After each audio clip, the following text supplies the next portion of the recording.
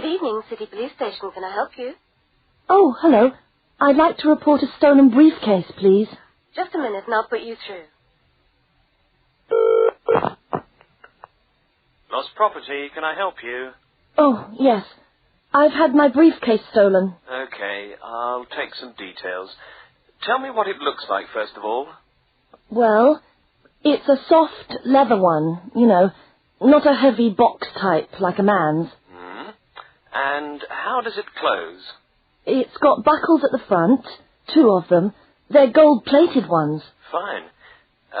Was it locked? No, I'm afraid not. Never mind. Any distinguishing features? Pardon? Any marks or badges on it that make it stand out? Only the brand name. And where's that? It's on the back, at the bottom in the left-hand corner. It's saggy. Oh, and there's a scratch. It's quite bad, but small, directly above the brand name. I did it recently, putting it on my bike. I've got that. So, what did you have inside the briefcase? Well, all my papers from college. It's so frustrating, but thank goodness for computers. I haven't lost them completely. Yes, you're lucky. I had my wallet in my pocket, so I didn't lose that. But there were also my pens, which I got for my birthday, and a novel I was planning to read on the train. Right. Where exactly did you lose the briefcase? Well, I couldn't believe it. I was standing on the platform. It was right next to me. You were holding it? I'd just put it down on the floor, but I could almost feel it beside me. I was watching for my train because sometimes it comes early, and then next time I looked, my briefcase wasn't there. And what time was this? It must have been about 5:20. No, a bit later. I'd say 5:30 because it was just getting crowded and the train normally comes at about 25 to 6. Right. If you'll just give me some personal details. Yes. What name is it? I'm Mary Prescott. Can you spell that?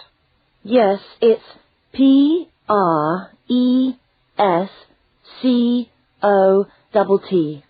And your address? Flat 2, 41 Fountain Road, Canterbury. Fountain Road. Yes, number 41. And have you got a contact telephone number? Yes, it's 752239. 752239. Fine. One last question. What would you say the value of your briefcase is? Including the contents? Yes. Just a rough estimate is fine.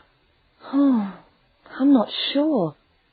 Well, the briefcase itself is quite new. I bought it last month for £40. I suppose about £65. The contents are worth about £20 or £25 at least. That's fine. Well, if you could come down to the station tomorrow, you can sign this form and have a look at what we've got here. Okay, thanks. Bye. Goodbye. This is the 6 o'clock news for Tuesday the 25th of November. And first the headlines. The Prime Minister has promised to help the drought-stricken farmers in the northern part of the country who haven't seen rain for nearly 2 years. And in Sydney, a group of school children are successfully rescued from a plane which landed in the sea shortly after takeoff. Transport workers are on strike in Melbourne over a pay claim, and the strike looks set to spread to other states. And on a fashionable note, there's to be a new look for the staff of Qantas, Australia's national airline. The Prime Minister has pledged today that he will make $250 million available to help the drought-stricken farmers who have not seen rain for years get through the next 5 years. Money that was to have been spent on the restructuring of Sydney's road system has been reallocated to what the Prime Minister described as a more worthy cause. Farmers are to receive financial assistance to help see them through the worst drought in over 50 years. Many farmers feel that while the money is welcome, it has come too late to save them and their farms from financial ruin, and are angry that the government did not act sooner. A group of school children who were travelling in a privately chartered aeroplane from Sydney to Queensland to take part in a musical concert found themselves swimming for the shore when their aeroplane had to land in the sea just 3 minutes after taking off from Sydney Airport. The pilot managed to bring the aircraft and its 50 passengers down safely in the calm waters of Botany Bay, where boats and pleasure craft were able to come to the rescue of the boys. The fact that it was a weekend meant that there were hundreds of boats in the bay enjoying the good weather, and this undoubtedly helped the rescue operation. "We owe our lives to the skill of the pilot," said one of the boys, but the pilot replied modestly that it was all part of a day's work. However, all their musical instruments were lost, and they never got to play at the concert. Hello. Can I come in? Oh, yes, come in. How can I help you? I was looking for the economics office. I've been all over the arts faculty building looking for it, but I could only find the School of Accounting and Economic History. Is this the right place? Yes, this is the School of Economics. Oh, good.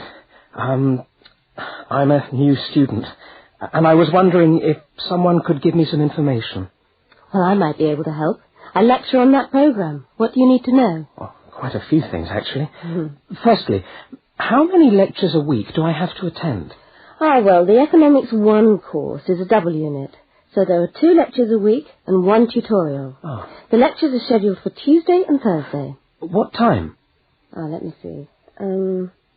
This information is all in the handout, which you should have received yesterday at the orientation meeting. Was there a meeting yesterday? I didn't know about that. No one mentioned... Yes, there was. But never mind. Now, lectures are at 4 in the afternoon. Oh, 4's a bit late. I've got a part-time job that starts at 4:30. Well, you can't be in 2 places at once, can you? And attendance at lectures is necessary. We expect at least 90% attendance at this university, you know. 90%? That's high. Do they enforce that rule? Yes, we do. We're pretty strict about it, actually. And what times have been set down for the tutorials? Do you have that information? That's a very well-attended course, so there's a number of tutorial times. Monday, Wednesday and Friday, all at 9 o'clock. Yours will be allocated at the first lecture. Can't I choose the time? Maybe, maybe not. You'll have to talk to the lecturer on the course. Dr. Roberts is his name. Oh, okay. Anything else I can help you with while you're here? Well, yes, actually. Do you know what the course requirements are? I mean, how much work is expected for this course? Well, you have to complete a tutorial paper. What does that involve? Well, it's a piece of work on a given topic based on some set reading texts. You'll have to give a small talk to your tutorial group. Oh, how long does that have to be? Oh, about 25 minutes usually. I have to talk for 25 minutes? Yes, that's right. And then you have to write up your piece of work and give it to the lecturer to be marked. Right. And is that all? No. You also have to complete a 3,000-word essay on a topic. Can I choose the topic? Yes, usually you can. Right. That shouldn't be too bad. And in addition to that, there is an exam. An exam?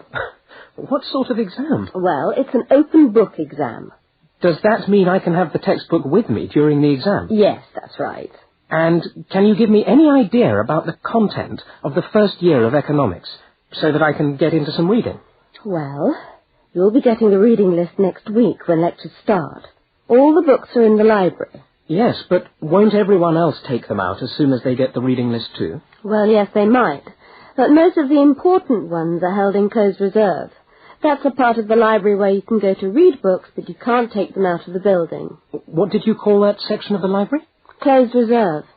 However, we do recommend that you buy the core books. You'll find them useful and you'll need them for the exam. Yes, I suppose I will. But what is the focus of the course? Well, the course at this university has a vocational focus. That is, a focus on preparing its graduates for work.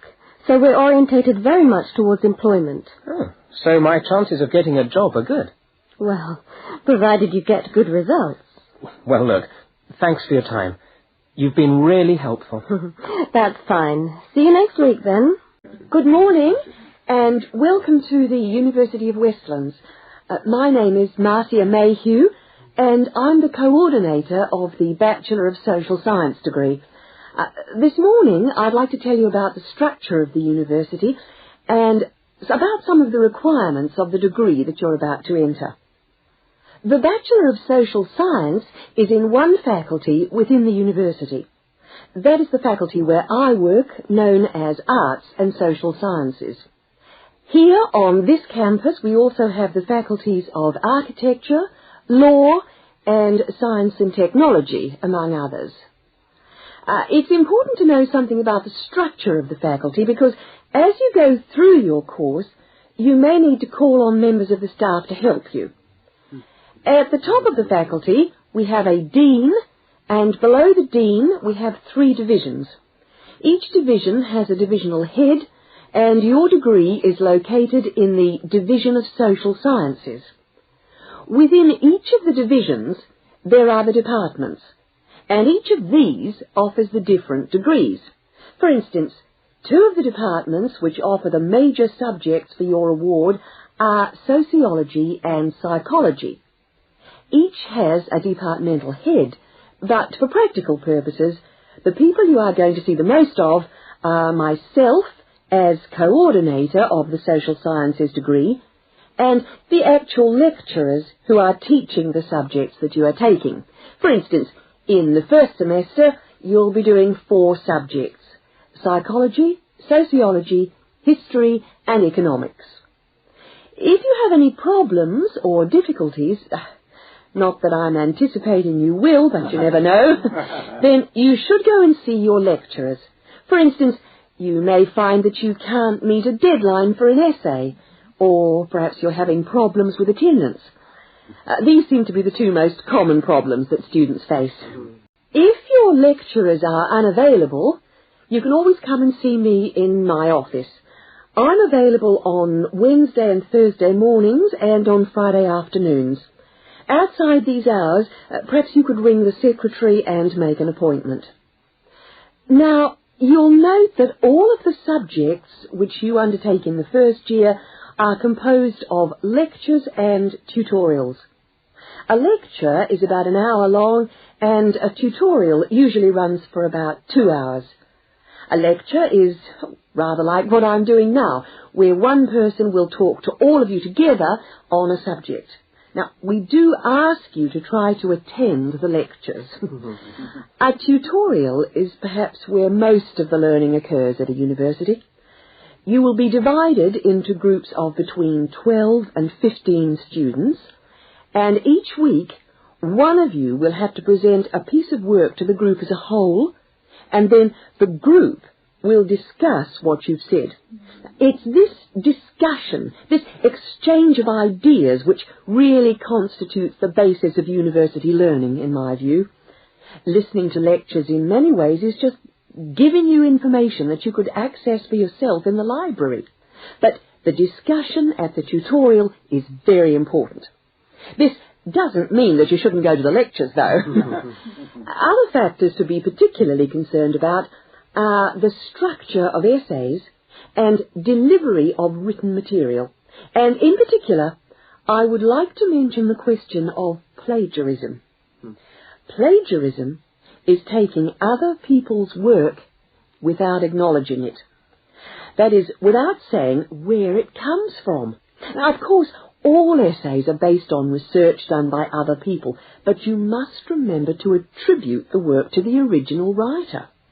And while it's a good idea to work with other people, don't hand in work which is exactly the same as your friend's work, because we will notice.